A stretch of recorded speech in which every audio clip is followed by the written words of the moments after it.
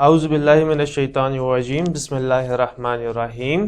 Welcome to Cantor publishers video session. बच्चों, इस lecture में हमें ज़रूरत पड़ेगी सोशल स्टडीज़ की text book 3, workbook, summer pack और रिसोर्स पैक जो प्रिंसिपल्स, टीचर्स और पेरेंट्स के लिए बहुत हेल्पफुल साबित हो सकती है और ये आप डाउनलोड कर सकते हैं कैंटर पब्लिशर्स की वेबसाइट से जो हर किताब के पीछे मेंशन्ड है। बच्चों, हमारा टेक्स्ट बुक का पेज नंबर 3 है और हमारा lesson number 1 chapter our land, जिसका हम पहला SLO पिछले लेक्चर में अचीव कर चुके हुए हैं, जो कि था identify the continents and oceans of the world. यानी कॉन्टिनेंट्स और ओशंस को आइडेंटिफाई करने के काबिल हम हो चुके हैं। आज हम describe the major land forms on land, ये SLO डिस्कस करेंगे। अब हम चलते हैं अपने नेक्स्ट पेज पर। बच्चों, हमने पिछले लेक्चर में ये पढ़ चुके हुए हैं कि माउंटेन्स, हिल्स, प्लेटूज और वैलीज ये किससे कहते हैं हम, राइट। अब हम उसी को कंटिन्यू करेंगे और कुछ और लैंड फॉर्म्स आज पढ़ेंगे। बच्चों, हमने लास्ट टाइम पढ़ा था वैली। वैली आप अच्छी तरह जानते हैं कि दो माउंटेन्स या हिल्स के बीच में जो फ्लैट एरिया होता है इसे वैली कहते हैं। यस, और आप अपने राइट साइड पे आप देखें तो अब आपको यहाँ पे एक ऐसा ही लैंडफॉर्म नज़र आ रहा है, लेकिन ये फ्लैट है, लेकिन इसके दूर दूर तक कोई आपको हिल या आपको माउंटेन नज़र नहीं आ रहा। और यहाँ पे काफ़ी हरियाली भी है, यानी ग्रीनरी भी है, एग्रीकल्चरल लैंड लगता है ये, और बिल्कुल फ्लैट है। बच्चों, लेफ्ट साइड पे आपको ये पिक्चर नज़र आ रही है, एक और किस्म का प्लान है। आप यहाँ पे देख सकते हैं कि यहाँ पे बहुत सारे हाउसेस हैं। इस प्लेन में लोग आबाद हैं, यानी रहते हैं। यानी बच्चों, हमें नज़र आता है कि प्लेन जो है रहने के लिए भी अच्छी जगह है, क्योंकि यहाँ पे ग्रीनरी भी है। अगर ग्रीनरी है तो यानी यहाँ पे बारिशें भी होती हैं और पानी भी मौसर है। अब हम रीड करते हैं अपनी टेक्स्ट बुक को। Plains are the areas of flat land. The basin of the Indus river is a large and fertile plain which is formed by the Indus river silt. बच्चों, ये कह रहा है कि प्लेन्स जो है एक फ्लैट लैंड होता है, यानी कि बिल्कुल हमवार और सीधा। जैसे आप पिक्चर में देख सकते हैं ये फ्लैट है और बहुत दूर जाकर आपको माउंटेन्स नज़र आते हैं। यहाँ पे तो आप देखते हैं बिल्कुल एक साफ प्लेन है, और हमने अपनी पिछली पिक्चर में भी देखा बिल्कुल फ्लैट लैंड है। The basin of the Indus river is a large and fertile plane. बच्चों, बेसिन कहते हैं, आप जानते हैं कि माउंटेन से हमारे रिवर्स आ रहे हैं, हमने पिछले लेक्चर में पढ़ा था। तो जो पंजाब में से, जो हमारे मिडल पाकिस्तान के अंदर से एक बहुत बड़ा दरिया गुजर रहा है, उसे कहते हैं इंडस रिवर। तो वो जहाँ जहाँ से गुजरता है वो पानी जो है अपना रास्ता बनाता रहता है। तो उस जगह को जहाँ से पानी गुजरता है और वो अपना रास्ता बना लेता है, उसे कहते हैं बेसिन। और वो बहुत लार्ज एरिया है और वो सारा एरिया बहुत फर्टाइल है, यानी कि बहुत ज़्यादा खेती बाड़ी के लिए बेहतर है। Which is form by the Indus river silt. ये जो पानी जहाँ जहाँ से दरिया का गुजरता है वो अपने साथ नमकियात और बहुत सारी सॉल्ट्स वगैरह को डिज़ोल्व करते हुए लेकर आता है, और वो साथ में आगे मिट्टी के साथ मिल जाता है। तो इस तरह जो मिट्टी जो है बहुत ज़्यादा फर्टाइल हो जाती है, उसे कहते हैं रिवर सिल्ट। जो रिवर का पानी यानी दरिया का पानी अपने साथ जो नमकियात लेकर आता है और आगे वो ज़मीन पे यानी लैंड में मिक्स हो जाती है, उसे कहते हैं रिवर सिल्ट।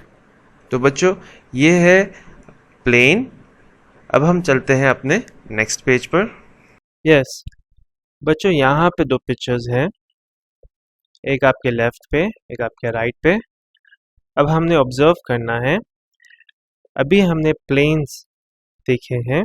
प्लेन्स हम जानते हैं वो फ्लैट एरियाज जो हरे भरे होते हैं और बिल्कुल सीधे होते हैं, वहाँ पे कोई माउंटेन्स, हिल्स या प्लेट्यूज नहीं होते हैं, तो उन एरियाज को प्लेन्स कहते हैं। बेटा इसी तरह ही आप राइट साइड पे देखें कि ये एक एरिया है, ये भी बिल्कुल फ्लैट है, हमवार है, और बहुत दूर तक जो है इसके माउंटेन्स या आपको हिल्स या प्लेटूज नज़र नहीं आएंगे। यहाँ पे आपको बहुत दूर एक प्लेटूज की रेंज आपको नज़र आ रही है, या कुछ हिल्स भी हैं। तो बेटा ऐसा इलाका जो कि सीधा हो, लेकिन उस सारे इलाके में रेत हो। आप यहाँ पे ऑब्जर्व करें कि यहाँ पे ये कैसे छोटे छोटे पौधे हैं और बाकी सारा रेत है, और यानी कि ट्रीज भी यहाँ पे बहुत कम है, यानी कि ना होने के बराबर है, और सारी हमें रेत नज़र आती है। तो बच्चों ऐसी जगह जो कि बिल्कुल फ्लैट हो और उस पे रेत हो, यानी वहाँ पे हरियाली ना हो, उसे डेजर्ट कहते हैं। बच्चों हमें अब डिफरेंस क्या पता है, प्लेन्स वो एरियाज होते हैं जो फ्लैट होते हैं और हरे भरे होते हैं, और जो एरियाज बिल्कुल फ्लैट होते हैं और वहाँ पे रेत होती है, तो उन्हें डेजर्ट कहते हैं। अब हम आगे देखते हैं कि हमारी बुक में क्या बताया हुआ है। यस बच्चों, आप यहाँ पे एक और डेजर्ट देख रहे हैं। अब यहाँ पे देख रहे हैं कि यहाँ पे रेत के डून्स हैं, ये सैंड है यानी रेत, और इसको डून्स कहते हैं। डून्स कहते हैं ढेलों को।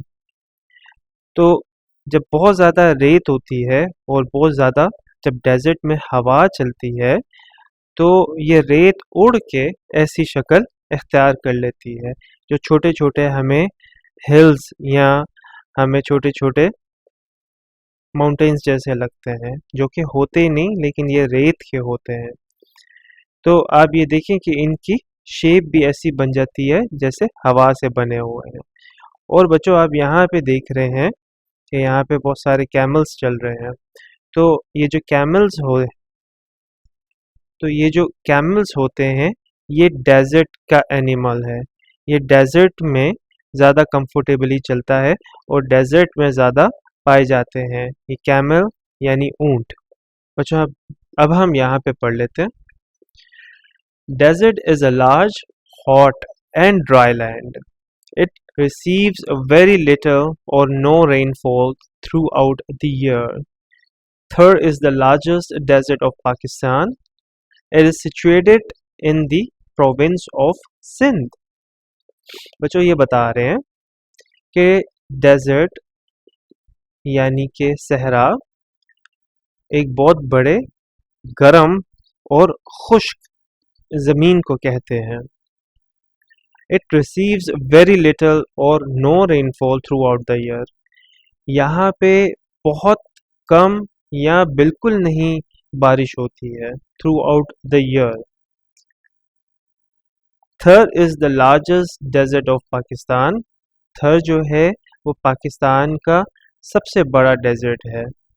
It is situated in the province of Sindh. और ये सिंध में है।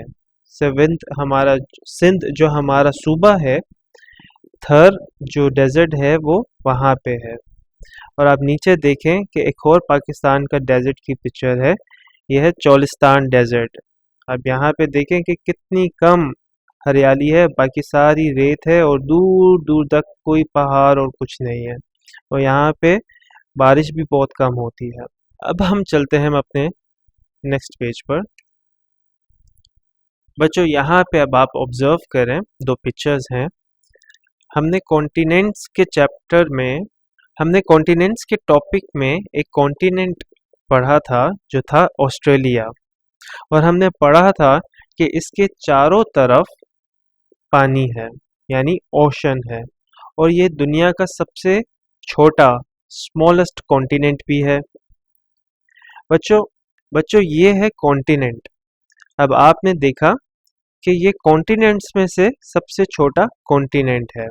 इसके चारों तरफ पानी है और बीच में ये लैंड है जो ऑस्ट्रेलिया है। और इस ऑस्ट्रेलिया में डिफरेंट डिविजन्स हैं, डिफरेंट सिटीज़ और डिफरेंट कंट्रीज़ की। और आप इसके आसपास देखें तो आपको ये छोटे छोटे लैंड्स नज़र आ रहे हैं।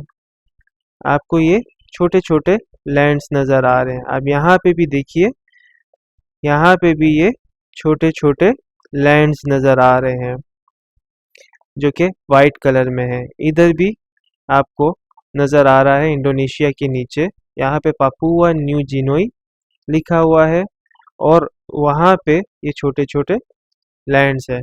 बेटा ये जो लैंड्स छोटे छोटे होते हैं जो कि कॉन्टिनेंट से छोटे होते हैं और इनके चारों तरफ पानी होता है यानी ओशन या सी, उन्हें कहते हैं आइलैंड। अब आप यहाँ पे अपने राइट साइड पे देखें, यहाँ पे एक आइलैंड है।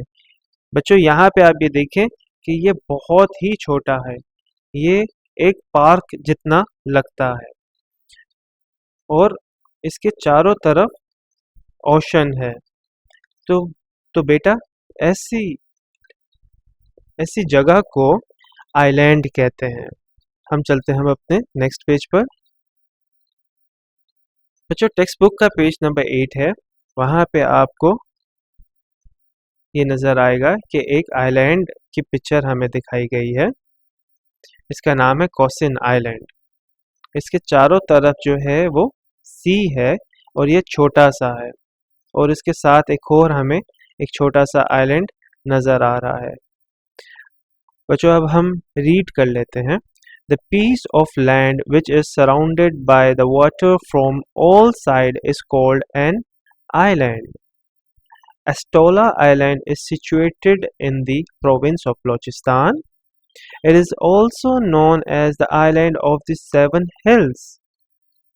बच्चों ये बता रहे हैं कि ऐसा ज़मीन का टुकड़ा जो हर तरफ से पानी से ढका हो, उसके हर तरफ पानी हो, उसको आइलैंड कहते हैं।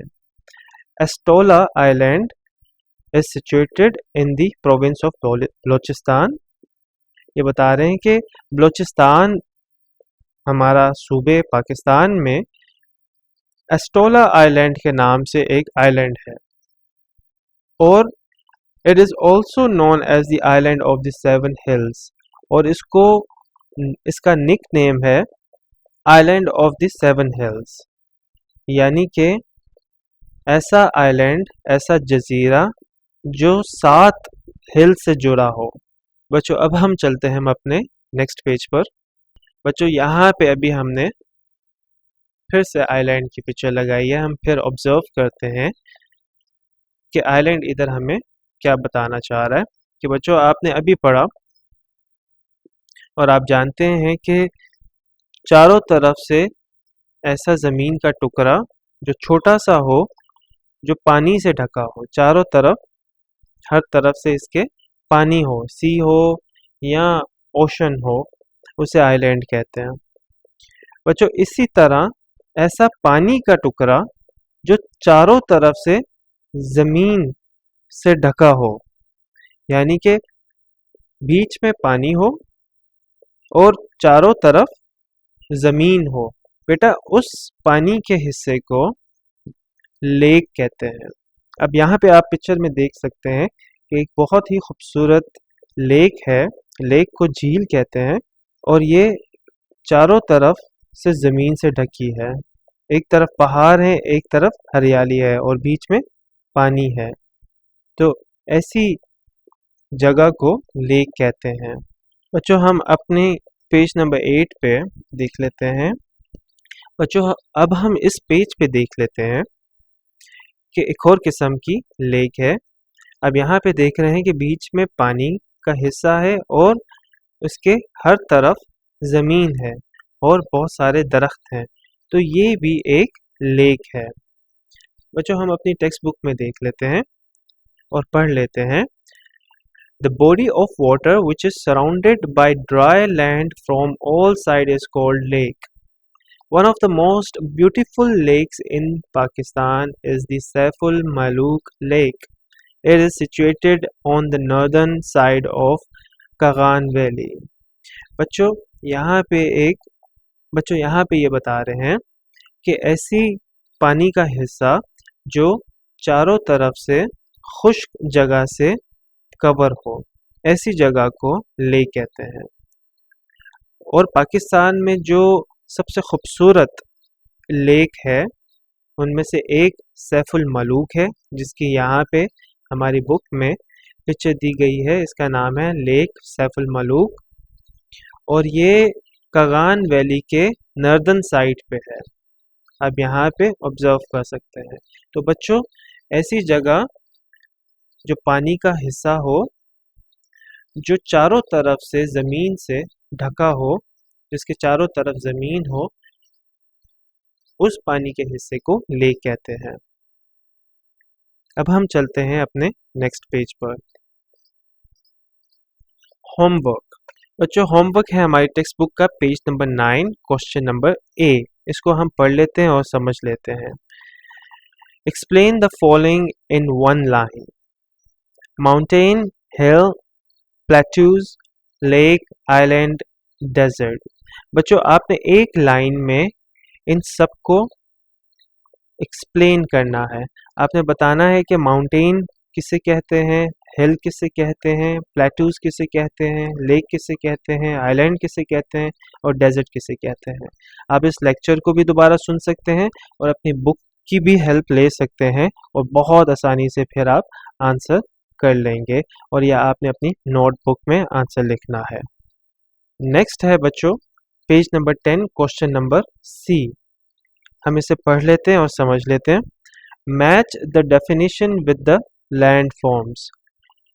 बच्चों हमने लैंड फॉर्म्स के साथ इन कॉलम्स को मैच करना है, यानी कि एक साइड पे लैंड फॉर्म्स दिए गए हुए हैं। आप जानते हैं लैंड फॉर्म्स किसे कहते हैं, ज़मीन के हिस्सों को, डिफरेंट किस्म के हिस्सों को जो हमने पढ़े वो कौन कौन से हैं। माउंटेन है, डेजर्ट है, वैली है, प्लेट्यूज है, प्लेन, आइलैंड और लेक। अब इनके साथ आपने ये राइट साइड पे इनकी डेफिनेशंस को मैच करना है, यानी कि हम देख लेते हैं लेक की डेफिनेशन हम यहाँ पे ढूंढ लेते हैं और इसको आपस में मिला लेते हैं।